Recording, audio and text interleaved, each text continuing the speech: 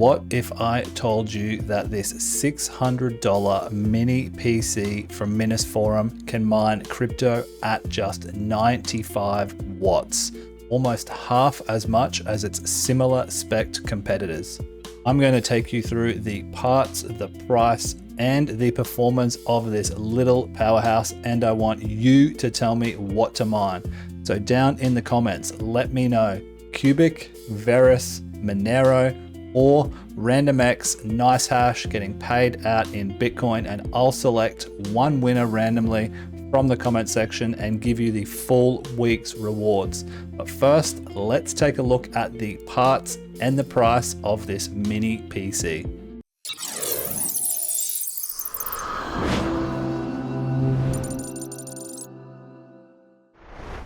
Starting out, we have the Minisforum board itself. It is a motherboard CPU combo, a 16 core, 32 thread CPU called the 7945HX.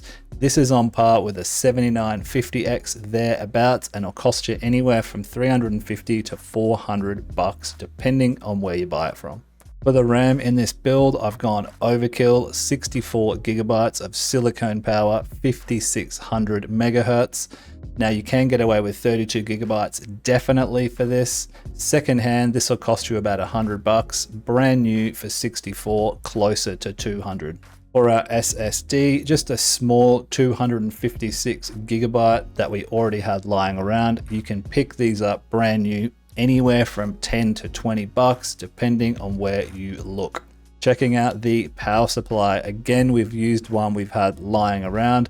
Brand new, this Thermaltake 500 watt will cost you about $40. Secondhand, maybe 20, 30, depending on where you get it from. But for the cost of them brand new, I would recommend just getting one for that safety and the warranty. Last but certainly not least, one of the most important aspects of this build is the fan, the CPU cooler. 120 watt Noctua fan, about $30 brand new, and very high RPM, so we can keep those sustained load temperatures really cool while we're mining. Now you can just buy these fully assembled, but because I wanted that cooling fan, we've gone for the open air style build where we've had to add things, but for an all-in-one combo, RAM, cooler, CPU, and motherboard, you can get them directly looking just like this on screen from the Minisforum website.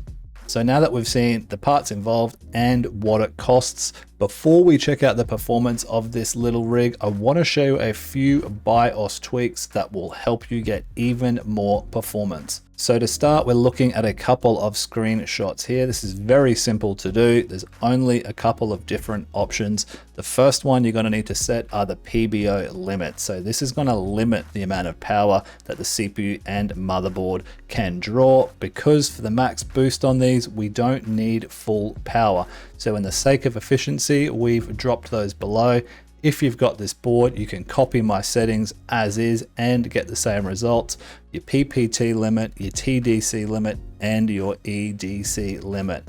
Now, if you want to use these sort of settings for another motherboard, I'll leave a couple of links or cards just above so you can check out the incredible performance gains you can get from these minor settings. The second and last setting that you're going to need to do is overclock the RAM, right? So it's kind of like XMP on a standard motherboard. They're going to want to run at slow stock timings. So to really increase your hash rate, all we've done is set our target RAM speed. Now this motherboard is only capable, it says in the specs, of 5200. You could push this up a little higher if you wanted, but at a certain point, you'll have diminishing returns. So you can do that tweaking yourself and figure out what RAM speed works best. Now, next up, moving on to the performance section of our video, we're looking first at Verus coin, mining Verus hash algorithm. As we can see right now at about 52.4 megahash at just under 90 watts. So this thing is super efficient, and again, on par with really high-end CPUs like the 7950X. This number will jump around. I think I saw it before at about 55 or so, but 54 is the pretty happy medium over the hours that I was testing this. And please also note the temperature. 55 degrees Celsius at full load mining. So this is the advantage of building these rigs yourself and using a high RPM and a high CFM cooler like that NOC 201.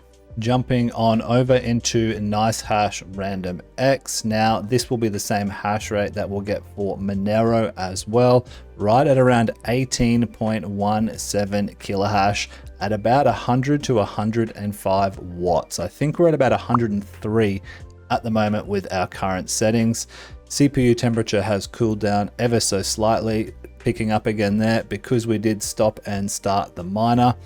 18.2 kilohash at around 100 to 105 watts. Now, for reference, a 5900X, which yes, does have less cores and threads, that'll get anywhere from 12 to 14 kilohash at the same hash rate. So you can see the fantastic efficiency numbers that we're getting with this mini PC. Last but certainly not least, we're looking at Qubic right now. Currently it is in the Qubic window and getting around 30 to 31 ITs. In that XMR window, as they now mine Qubic and XMR, we'll get the same as we would on the previous RandomX algorithm. So we get about 18 kilohash or so. So now that we have those three baselines, let's jump on over into hashrate.no and see what profits, if any, this thing is making. And let's compare it to a couple of other similar CPUs to see how it stacks up. Checking out now our profitability. So over here on hashrate.no, as we said, we've entered in our hash rates and our power usage that we recorded. And as we can see, we're making some profits in some places and losing, allegedly, I should say, in others. So for Nicehash RandomX making 23 cents. Qubic losing 34 cents. Now, let me tell you, this number is not accurate. Hashrate.no has never been accurate with Qubic numbers. This will by far be the most profitable in my opinion. I've mined with similar rigs with a smaller hash rate and the same power, and they're making anywhere up to $1 a day. So that would be my prediction. So if you wanted to win this hash rate, enter in Qubic because I think that's going to be the clear winner.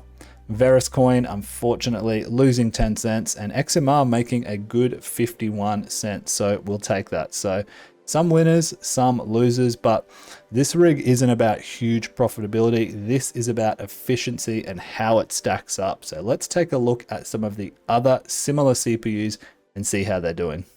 So firstly, looking at a similar power rate, we've got the numbers here on the 5900X.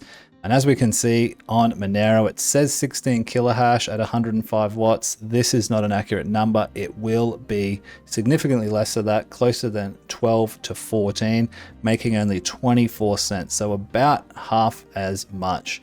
Now, interestingly enough, Etika seems like a profitable coin at the moment. So feel free to comment that as well if you've got to this far in the video. But also looking at the 7950X, we see we are here. I wanted to show you some of these power numbers. So for Monero, again, making even less profitable than a 5900X, 230 watts at about 22 kilohash. So you're getting what, 20% more hash rate, but you're using more than twice the power. So that's where this little mini rig and its efficiency really come in clutch. So we'll wrap it up there, guys. Let me know your thoughts. Do you think that this little mini PC is worth the money? And make sure you comment down below your favorite coin that you want me to mine for the next week, and I'll pick one of you guys and give away the full hash rate for a week, the full revenue, not just the profitability. And I might even double it depending on how I'm feeling. So let me know down in the comments, guys, what you think of this build and what coin you like. Hit that like button for me, consider subscribing, and I'll catch you in the next one. Peace.